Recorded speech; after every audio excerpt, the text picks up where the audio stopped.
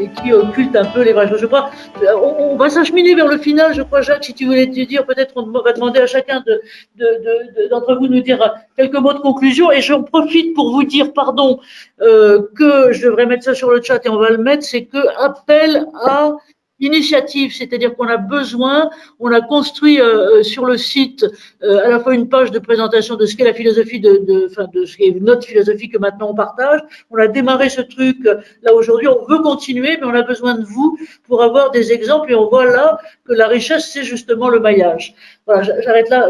Jacques, c'est à toi. Oui, juste deux mots. D'abord, je pense qu'il n'est peut-être pas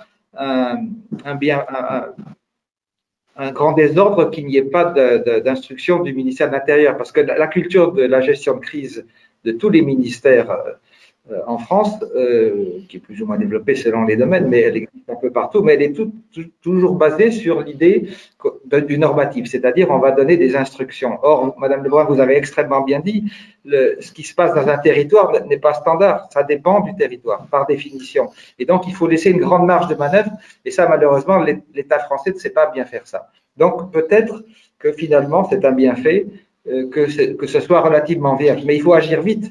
Il faut agir vite et la clé des choses, c'est le maillage, c'est la création de ces ponts entre la communauté de pilotage des territoires, donc c'est les municipalités, la communauté éducative et la communauté médicale, dans toutes ces acceptions qui varient effectivement selon les territoires. Mais la maille du territoire est essentielle parce que c'est là qu'il y a à la fois les notions de solidarité et de proximité qui créent la confiance.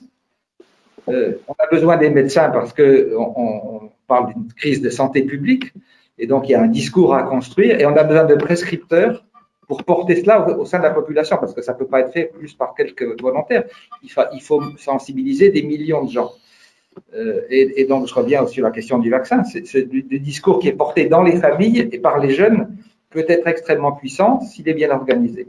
Maintenant, Madame Lebrun, vous avez aussi dit, et c'est vrai que certaines municipalités n'ont peut-être pas envie de faire quoi que ce soit, ou ne sont pas en situation de faire, d'autres oui, mais la circulation du virus en France, elle est la somme des micro-circulations dans chaque quartier, dans chaque entreprise, dans chaque école, et que chaque fois qu'une action est faite qui améliore la prévention, eh ben, c'est un bénéfice sanitaire pour l'ensemble du pays.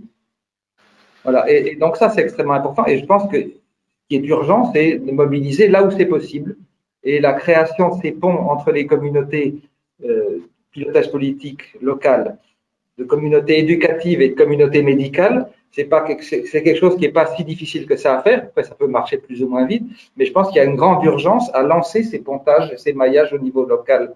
Et c'est pour ça que peut-être on peut compter sur l'AMF pour répercuter ça et sur un appel d'initiative. Les entreprises ont aussi leur rôle à jouer. Ce sont aussi des communautés, même si elles ne rassemblent pas localement des grands nombres de personnes, ce sont aussi des supports de véhicules de langage qui peuvent être extrêmement importants aussi. Voilà. Merci. Merci à vous tous et merci à Jacques Repussard. Je vois que le temps file, alors je suis un peu désolée parce qu'il va falloir qu'on tarde pas à s'arrêter, comme dirait l'autre. En tout cas, j'ai vraiment un grand bravo et moi je dois dire que votre exemple, encore une fois, à Rambouillet du collectif que vous êtes, que vous montez, et vous continuez à faire boule de neige globalement là-dedans, c'est génial. Donc on reprendra des nouvelles de vous. On veut continuer et j'aurais envie de demander d'une part peut-être d'abord à Jean-Marie Peretti. Si Jean-Marie, si tu es là tout à l'heure, si tu peux dire deux mots, puis à mon président et moi je vous montrerai les prochaines étapes parce que pardon, on n'a pas envie de vous lâcher, tout de suite et de vous lâcher comme ça et on voudrait continuer. Donc merci Madame la vice-présidente et porte-parole. Là, vous avez vraiment porté la parole et la vision très haut. Hein, on vous en remercie moultement. Jacques, à vous si vous voulez bien. Eh bien, je n'aurai qu'à ça de moi. Jean-Marie, excuse-moi. Vas-y, Jean-Marie. Attends, je coupe mon micro pour compter. Oui, donc je voulais simplement remercier à tous les participants, à tous les intervenants. C'était tout à fait passionnant. Et donc, bonne poursuite des travaux. Merci à tous.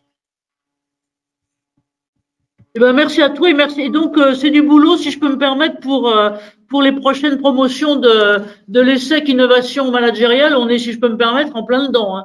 Voilà. Donc, Jacques, Jacques Bouvet, mon cher président. Hein, les présidents ont toujours raison, donc ça c'est le mien. Non, devant là. Bien, grand merci aussi. Je crois que la crise pour être surmontée a besoin d'initiatives. Alors, c'est pas facile, mais vous avez montré que c'est faisable. Il y a des exemples. Et notre souhait à nous, c'est d'être facilitateur dans la multiplication des exemples. Je reprends l'appel d'Anne-Marie. Faites-nous remonter, si vous voulez bien, vers le cercle, les exemples que vous pourrez connaître. Et grand merci encore pour ce que vous avez eu le courage de monter et je pense de faire réussir. Bravo. Ouais. Oui, vraiment, vraiment bravo, bravo à vous tous. Alors, je vais juste vous parler de nos prochaines étapes, je dis, parce qu'on ne veut pas lâcher et qu'on veut absolument continuer. Et donc, d'abord, j'aimerais bien qu'on se dise, qu'est-ce qui se passe? J'ai le son coupé? Vous croyez que personne... Ah oui, merde, pardon.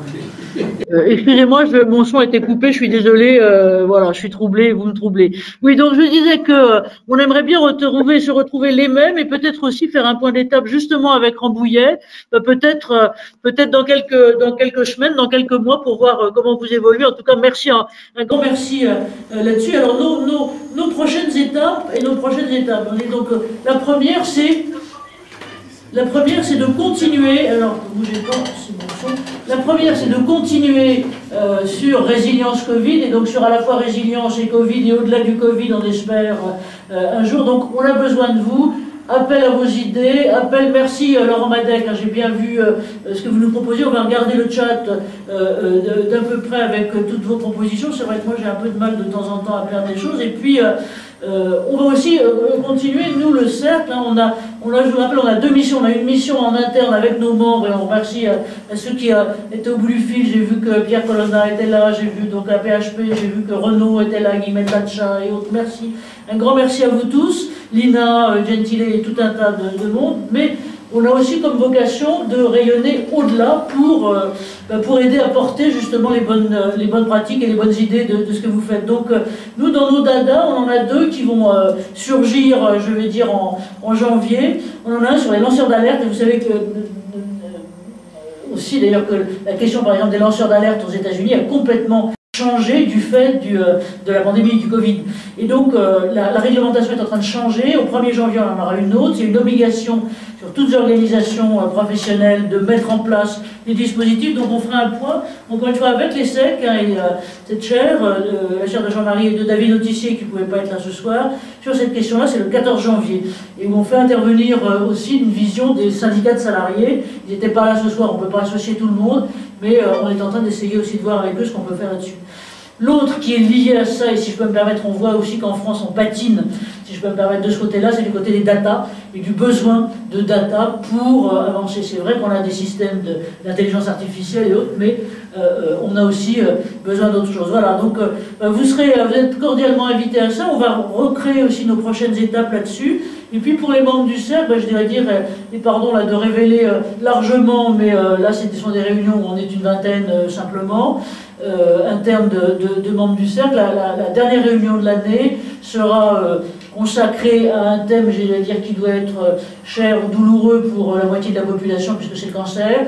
Et donc en gros, où interviendra le Dr Taledano, qui a monté justement un institut qui s'appelle l'Institut Raphaël pour l'intégration, la réintégration in ou post-cancer, parce qu'on ne sait jamais si on peut se débarrasser vraiment de cette salope de maladie, et ça c'est le 16. Et puis donc on continue globalement dans ce sens. Et alors voilà, c'était ça que je voulais vous dire, en vous remerciant tous moultement, remerciant tous nos intervenants. On va essayer donc toutes vos idées, hein, je veux dire, je sais que c'est vrai que c'est fugace et que c'est 1h30 et c'est pas plus, mais on a besoin de vous pour aller plus loin, pour aller développer ensemble. Et puis vraiment merci, parce que notre tandem trio de Rambouillet nous a donné envie d'aller beaucoup plus loin, et puis aussi de faire connaître ce que vous faites, parce que je trouve que c'est vraiment très très exemplaire.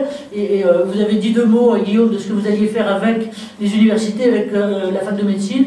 je crois que c'est bien parce que c'est effectivement en associant et de façon structurée des acteurs de ce type qu'on arrive à bouger. Voilà. Je voulais vous remercier tous et puis vous souhaiter une bonne fin d'année. Merci à Madame Agnès Lebrun, merci à Dominique Pinchera, merci à vous Guillaume Ricard, merci à Sophie Carré, merci à tous. Et on a besoin de vous pour la suite, nous avons tous besoin de vous mutuellement. Merci à Marie, merci à tous. Et puis